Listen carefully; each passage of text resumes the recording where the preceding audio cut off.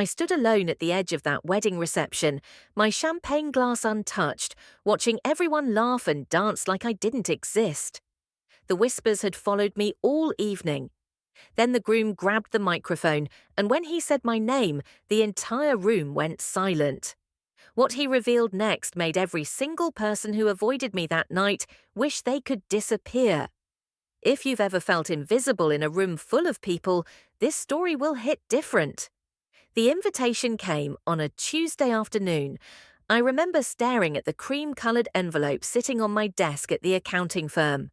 My name written in elegant calligraphy. Rebecca Chen.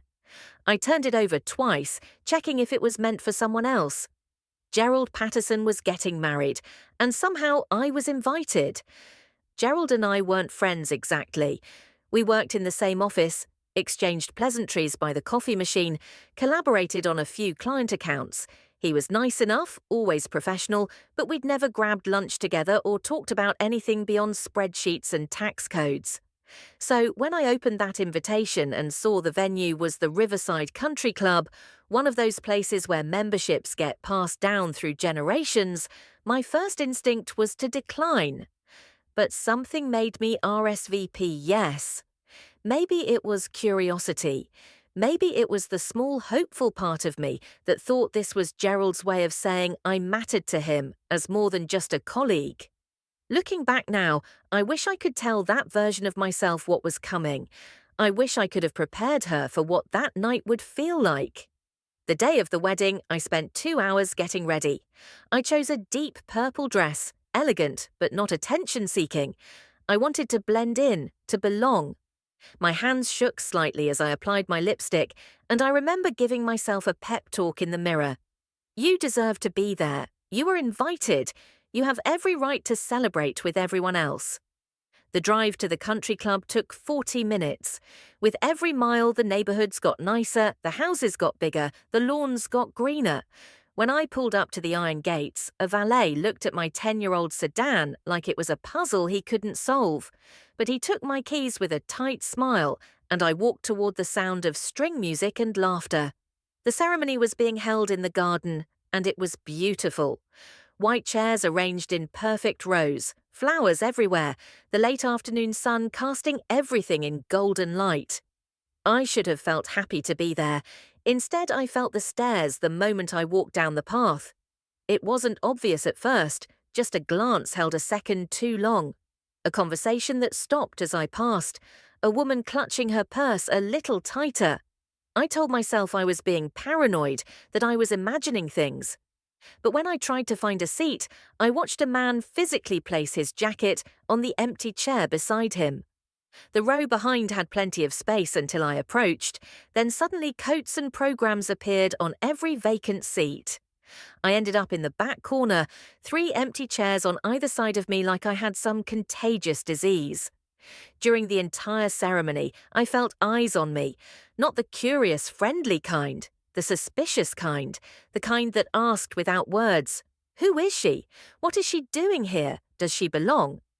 Gerald looked happy up at that altar.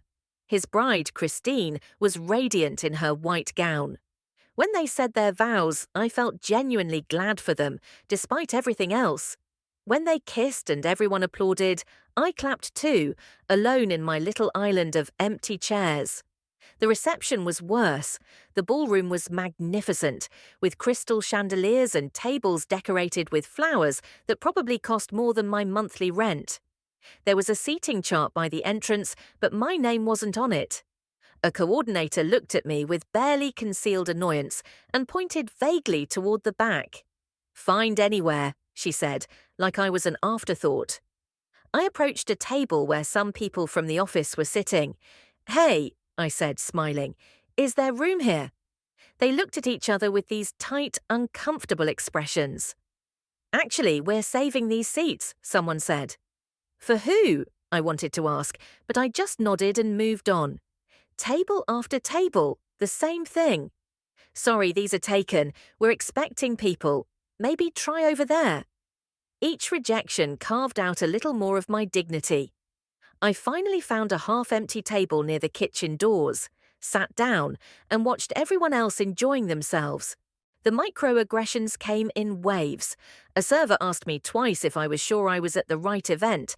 A guest asked where I worked, and when I said the same firm as Gerald, she looked genuinely shocked. "Really?" she said.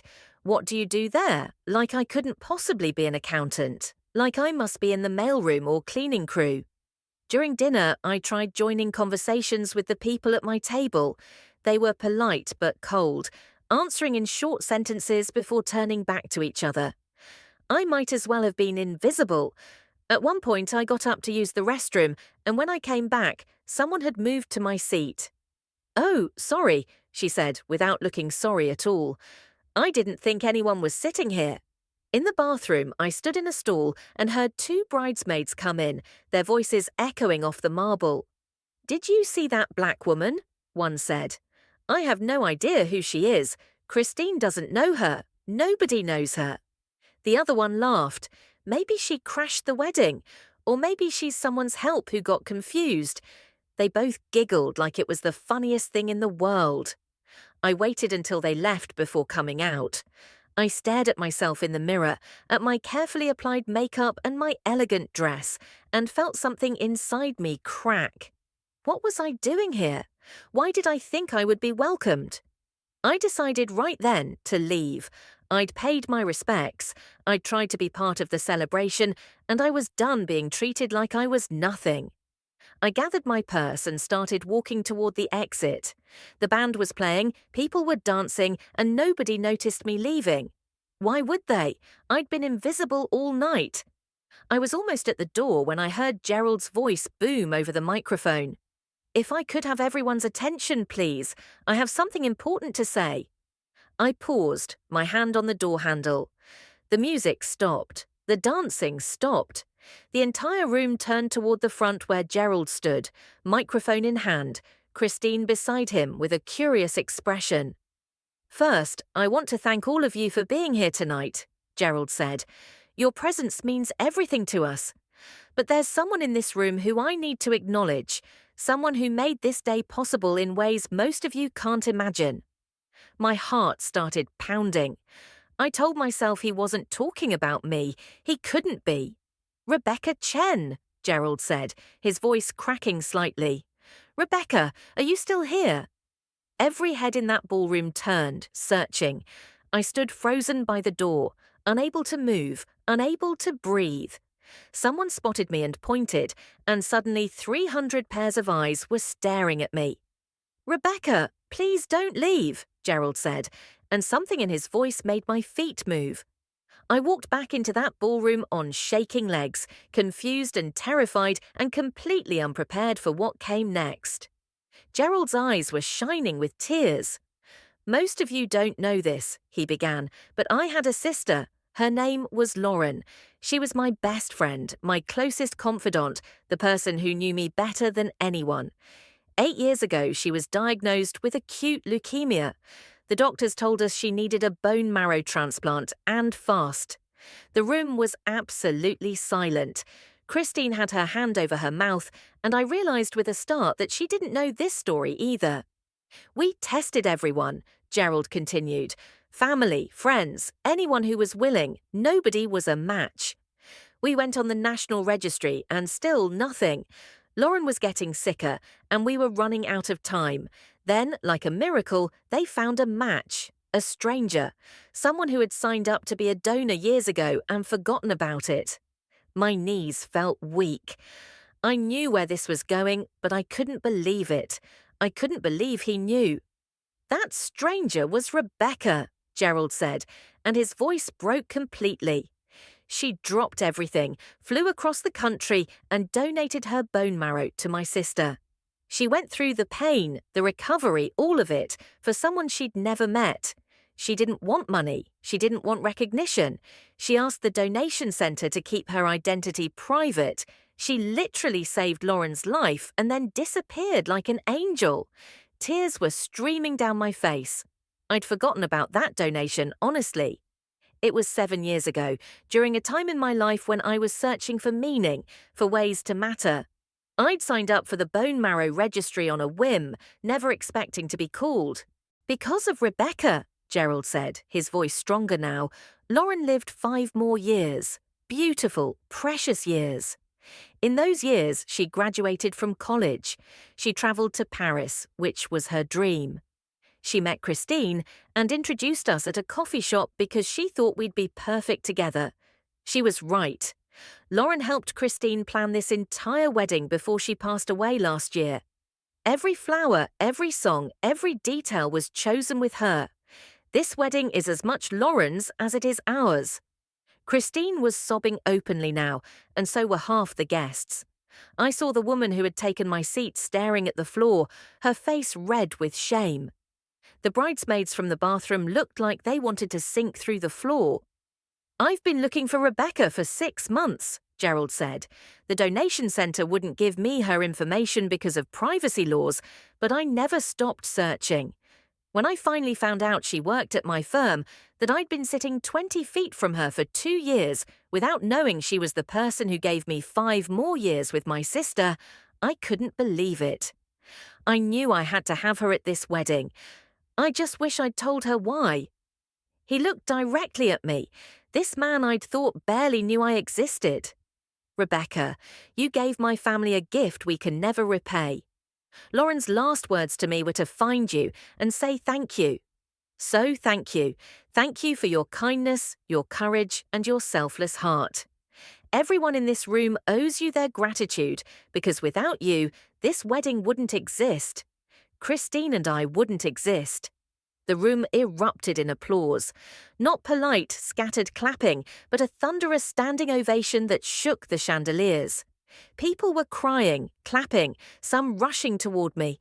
The same people who had avoided me all night were now trying to touch me, to apologize, to tell me how moved they were. Christine pushed through the crowd and threw her arms around me. "I'm so sorry," she whispered. "I'm so sorry no one told you. You were supposed to be at the family table up front. There was a mix-up with the seating chart. Gerald wanted you in the place of honor, and somehow you never got that message. I'm so sorry." I hugged her back, too overwhelmed to speak. Gerald came over next, and when he embraced me, I felt 7 years of unknowing connection collapse into one moment. "Thank you," he kept saying. "Thank you, thank you, thank you." The rest of the night was a blur. People approached me in waves, apologizing for their coldness, their assumptions, their cruelty. Some were genuine, tears of shame in their eyes. Others just seemed embarrassed at being caught in their prejudice. The bridesmaids from the bathroom couldn't even look at me. The man who put his jacket on the chair beside him tried to explain himself, his words tripping over each other, and I just nodded and moved on. They moved me to the family table between Gerald's parents, who held my hands and cried as they thanked me for giving them more time with their daughter. Gerald's father told me stories about Lauren, about how vibrant she was in those final years, how she'd talked about her mysterious donor like a guardian angel. His mother gave me a bracelet that had belonged to Lauren, a simple silver chain with a small heart. "She would want you to have this," she said. As the night wound down, I stood on the terrace overlooking the garden where the ceremony had been held. Gerald came and stood beside me, 2 glasses of champagne in his hands. He offered me one, and we stood in comfortable silence for a moment. "I should have told you from the beginning," he said quietly. "I was trying to surprise you, to make this big revelation, and instead I put you through hell. I saw how people treated you tonight, and I'll never forgive myself for that." I took a sip of champagne and considered his words. "You know what the worst part was?" I said. "It wasn't even surprising. That's what hurts most. I walked in here expecting exactly what happened, because it's happened before, in different ways, in different places. I've learned to expect it." "That's not okay," Gerald said fiercely. "That should never be normal." "No," I agreed. "It shouldn't be. But maybe tonight changed something. Maybe some of those people in there will think twice before they judge the next person who doesn't look like they belong. Maybe that's worth something." We stood there a while longer, watching the stars come out over the manicured gardens, and I thought about Lauren. A woman I'd never met, whose life I'd touched in the most profound way possible, who had touched mine in return without either of us knowing.